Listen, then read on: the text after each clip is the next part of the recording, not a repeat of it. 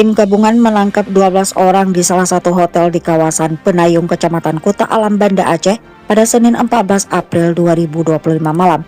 Mereka yang ditangkap saat razia penyakit masyarakat tersebut terdiri dari 6 pria maupun wanita.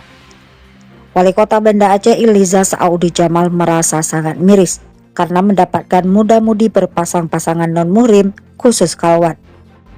Dia menyampaikan razia dilakukan usai banyak menerima laporan dari warga terkait tingginya aktivitas penyakit masyarakat tersebut.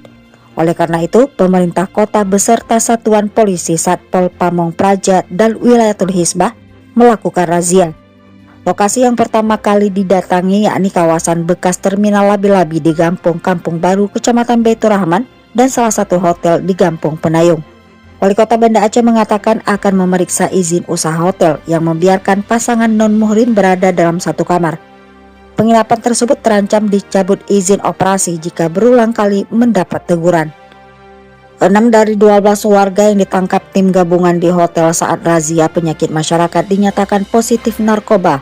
Hal tersebut diketahui setelah dites oleh Badan Narkotika Nasional Kota atau BNNK Banda Aceh.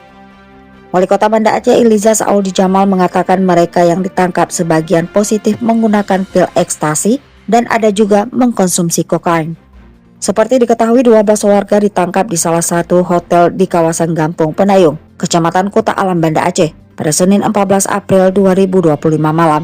Mereka yang ditangkap saat razia penyakit masyarakat tersebut terdiri dari 6 pria maupun wanita.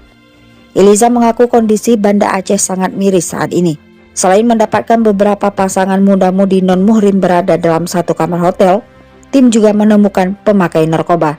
Mereka yang positif menggunakan narkoba langsung diserahkan ke BNNK Banda Aceh untuk diproses sesuai hukum yang berlaku. Pemerintah Kota Banda Aceh rencana akan memeriksa dan mengecek kesehatan 12 muda-mudi tersebut. Tujuannya untuk mendeteksi HIV dan AIDS.